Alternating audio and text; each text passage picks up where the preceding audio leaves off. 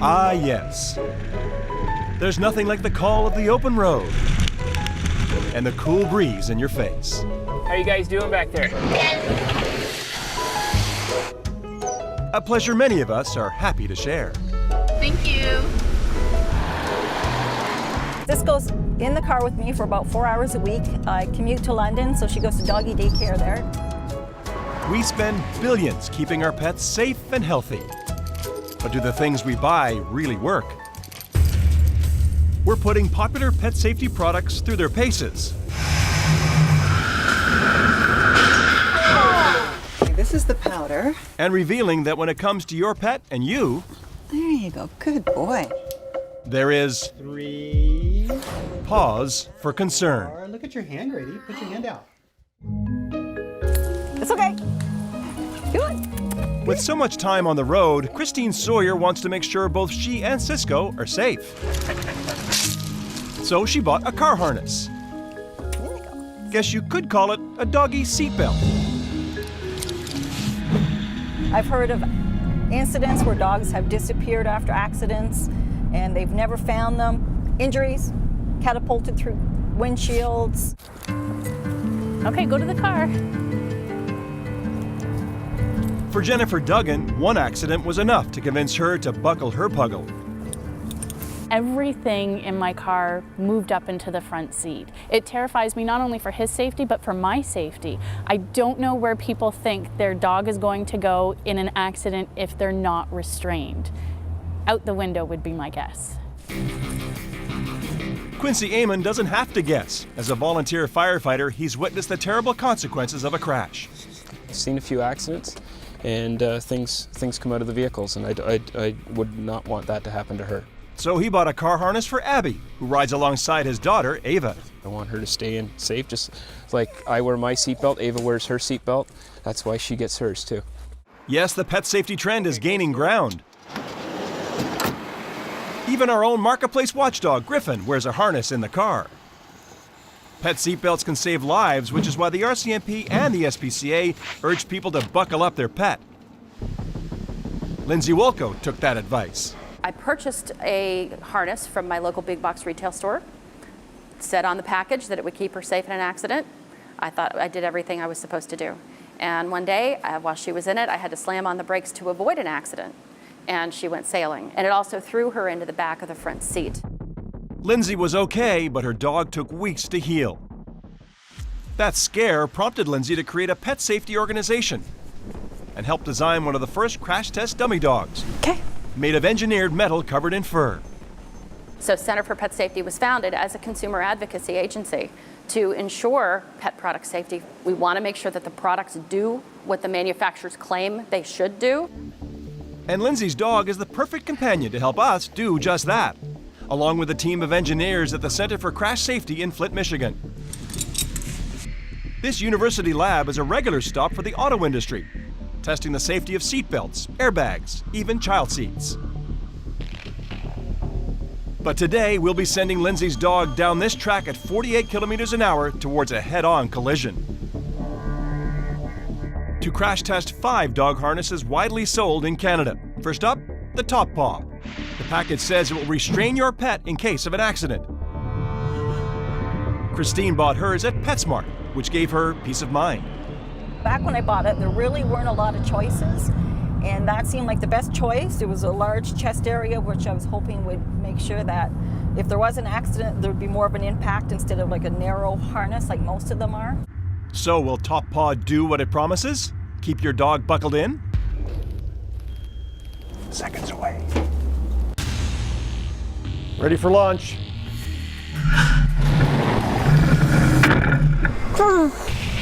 It's not good. No. The crash happens in the blink of an eye. But when we slow it down, you can see the moment the Top Paw harness gives way. At this speed, the test dog becomes a near 1,000 kilo projectile as it slams into the front seat, or worse, the windshield of the car. The telltale rip in the harness reveals where the failure occurred. We bought that brand at PetSmart. That's a big store. That's exclusive to them. Catastrophic failure is not something they should be proud of. So in a severe crash situation, this product will easily fail. You can see. Puts her life in jeopardy. And the dog can also be ejected from the vehicle, which is a huge concern for other drivers on the road, not to mention the dog. The first harness was a fail. But will the next one hold its own? This time we're buckling the test dog into the Clix CarSafe harness. It promises to provide maximum protection and comfort for traveling dogs. Quincy liked the sound of that. She's 67 pounds. She needs something strong to hold her back. It was one of the higher quality ones that the store had, and that's why I chose it. But the most important family member Quincy wants to keep safe is 7-year-old Ava. She is Slobberface, yeah. Belted in right next to Abby. Back at the crash test lab, our crash test doggie is ready for another ride. The engineers are set to launch the sled again.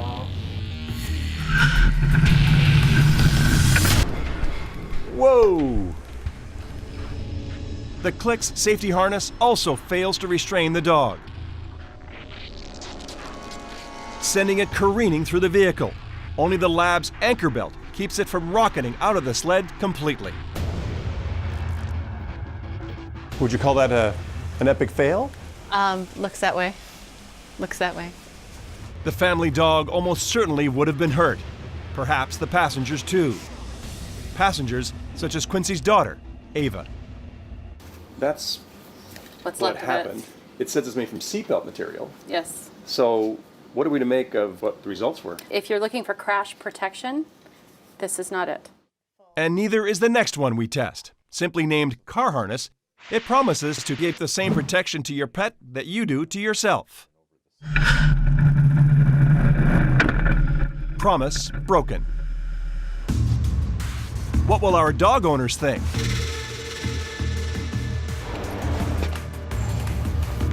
We've invited the trio to watch footage of our test and see for themselves how their harness holds up. How you doing? My hands are sweating. Look a little nervous. First up, our firefighting dad. How do you think it's going to do in the test? I'm hoping it's going to do very well. Okay, we'll see how it does. Yep.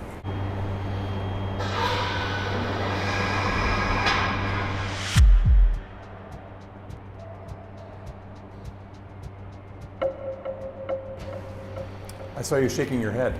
Yeah, I thought it would have held together a little better.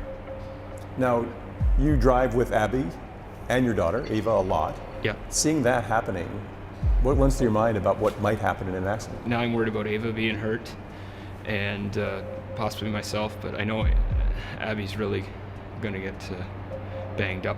Looking at that, it's not good. Next, Christine braces to see how the top paw harness she uses performs. Let's play.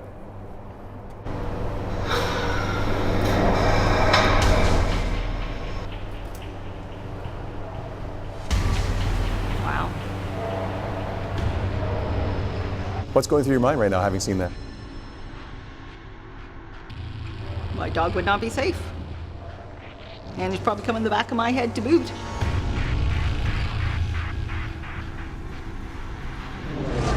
When we come back, the makers of this harness claim it's been crash tested in a lab, just like we're doing. She should have nothing to worry about, right? And later, I see them for dogs, Exactly. for cats. another pet safety product that's supposed to keep fleas away from your pet and home. Good job. But what else could it be doing? Share your tips for keeping your pet safe on Facebook and Twitter.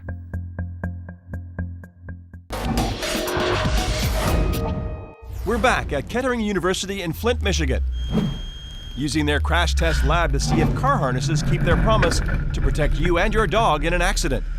The products we've seen to this point have failed. But we're hopeful for the next two at our test, both claiming they've been crash tested. Lindsay Wolka was helping with our crash test. We're in a crash test facility where they test child seats and safety belts for human beings in cars, that sort of thing. Are we holding pet safety harnesses to too high a standard, perhaps? I don't think so, because they're making the claims. So they are the ones that are actually setting themselves up to say, this matters to the industry, it matters to you as a consumer, buy our product. Consumers such as Jennifer Duggan. She liked the solid construction of Kurgo's enhanced strength harness. So there's steel buckles, and for me personally, I feel like he's more secure in that harness. She also liked knowing it's been crash tested. Kurgo's even posted video of the test on their website. A big seller for Jennifer because she was once in a crash. I also got the harness because of the car accident. Knowing that I need to keep the dog safe, that was a #1 priority. She's anxious to see if Kurgo's claim stands up to an independent crash test done for the Center for Pet Safety. How do you think it's going to do in the test? I have no idea. I'm terrified. Should she be? Let's have a look.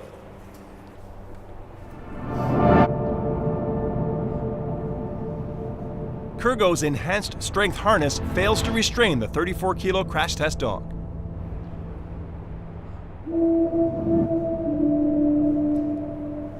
That makes me sick to my stomach. I am so angry that they sell these dog seat belts, and the presumption is that they're going to keep your dog safe. That's my dog, You know, I promised when I adopted him to keep him safe and secure, and here I am failing big time because I'm trusting the merchandise. Do you feel misled by a product like this? 100% misled. She's probably not alone. We test our 5th and final product, the Solvit Deluxe car safety harness. It also claims to be crash tested. Oh, man. Oh! A lot of fur flying on that one. That's why testing matters. That's why testing matters. The Solvit is a bust. How can companies make those claims and get away with it? There is no regulation. Manufacturers do not have to test before bringing any of these products to market. We're hungry to know why. Griffin, our marketplace watchdog, is hungry too. So we offer our results to Transport Canada. They regulate seat belts and child safety seats, but pet harnesses, not their department. Griffin's got a bone to pick with them, but his ears perk up when some companies take action. PetSmart, exclusive sellers of Top Paw, says it will investigate this matter immediately. While the makers of Click say they're now urgently reviewing the design of their product. Kane, a big distributor of the car harness brand, says it's halted shipping to stores, and based on our results, we'll be issuing a full refund to those stores.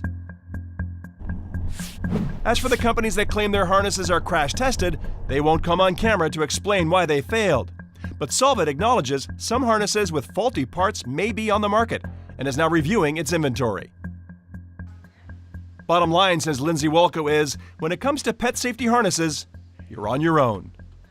What are people supposed to take away from seeing this? You cannot trust an unregulated industry that has no oversight. Do not trust them. You have to rely on your own due diligence. The marketing spin that's out there in the pet products industry goes far beyond the harnesses. You have to do your homework. Okay, you can set him up. With the help of Lindsay's dog, a total of 16 harnesses have been independently crash tested. Only one protected both pet and passenger. You can look at the full results on our website. 50 out of 16 didn't make it. That's shocking. I think I'm going to have to start questioning everything. For these owners, the answer is clear. Regulation. Seems nobody can do anything unless they're regulated. There are some people who might say, I mean, they're dogs. Do we really have to worry that much about their safety in an accident? I say take a look at this video and imagine yourself in the front seat. Imagine the injuries you're going to sustain. So whether you're an animal lover or not, it's a safety issue. This is not just about dog owners. No, anybody on the road. Think about that the next time you buckle up your dog and hit the road. After the break, Erica Johnson with another story to give you pause for concern. With a pesticide, it doesn't take very much. Flea collars are designed to protect your pet and family. Slow down, Big Thing! But are they doing something else? Got an idea for a product we should test? Tell us by email or on social media.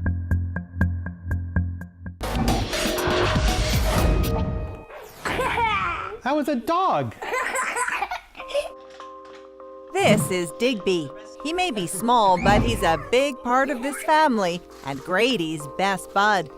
They're constantly playing on the floor or on the sofa. Oh my goodness! Sometimes Grady will fall asleep on the sofa and Digby will nuzzle up next to him, and they love to watch TV together. So lots of toddler time with your dog. Yeah, he's definitely part of the family. Good job. The perfect pup to help us with another marketplace test. This is the powder. We're applying a harmless powder that glows under UV light Good boy. to show you how a popular pet product could affect you and your family. Okay. See you inside. About half of us share our home with a cat or a dog, and we've heard from a lot of you with concerns about all kinds of flea treatments. Something is in that product that is wreaking havoc. I know of at least 3 pets seriously sick. The damage on the dog's skin was truly disgusting. How do the manufacturers live with themselves? We learn people across North America have been reporting injuries to their pets for years, caused by flea collars, rashes, burns, and worse, dozens and dozens of deaths. Some of the big names behind those collars: Hartz, Zodiac, and Sargent's.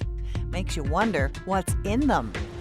To get some answers, we head to San Francisco and the offices of NRDC, the Natural Resources Defense Council. Public health scientist Miriam Rotkin-Ellman studied flea collars and what's inside them. I see them for dogs. Exactly. For cats. Lots of different brands that have the chemicals that we are worried about. Worried about 2 powerful pesticides, Propoxur and tetrachlorvinphos, found in flea collars, both linked to serious health problems and considered unsafe, says this scientist.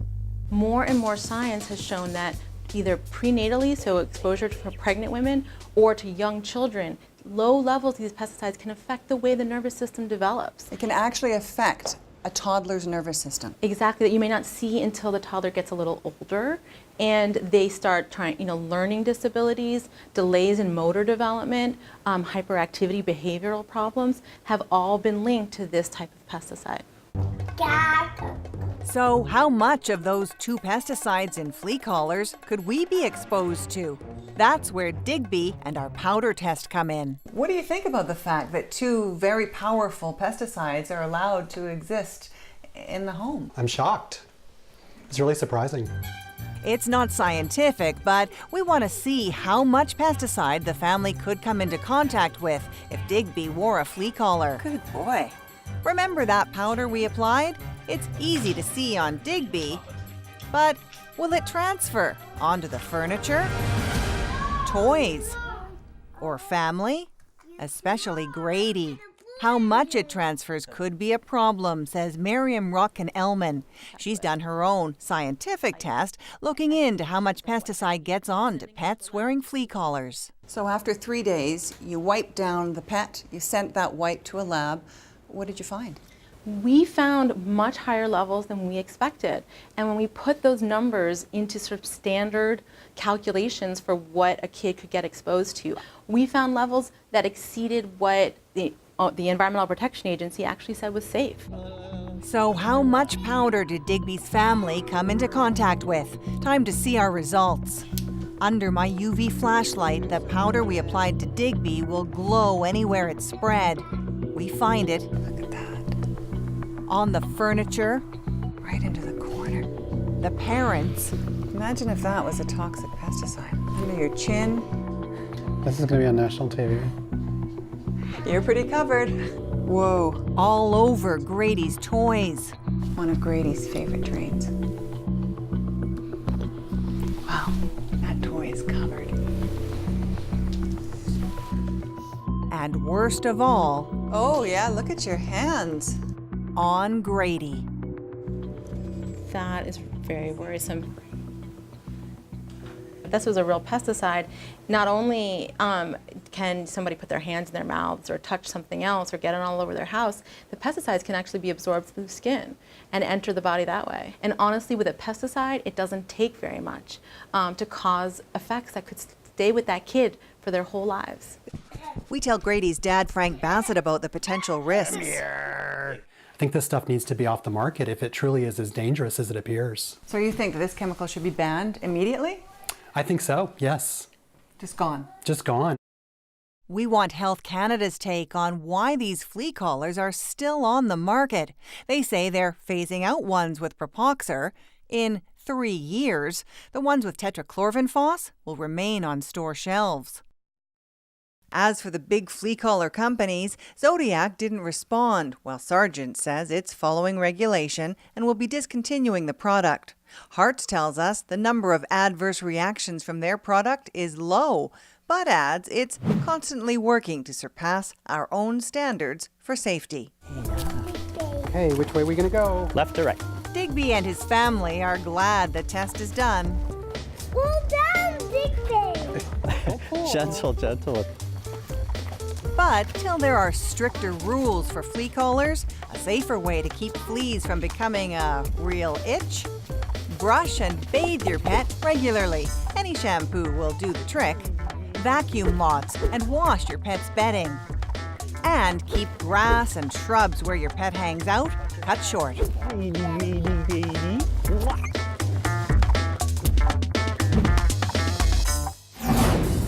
Marketplace is taking a break over the holidays, but we're already working on new investigations for 2015. People have gotten so used to the taste of a processed product that that's actually what they prefer. We're revealing juicy secrets about a popular breakfast drink. I'm angry. I feel duped. Searching the country for expensive ambulance fees. And we'll tell you how to avoid a sneaky charge when you travel. People are being hoodwinked into paying something they don't have to pay. I just don't understand how they can even get away with that. Those stories and a lot more starting January 9th. Meantime, stay connected with us on Facebook and Twitter. From our family to yours, happy holidays.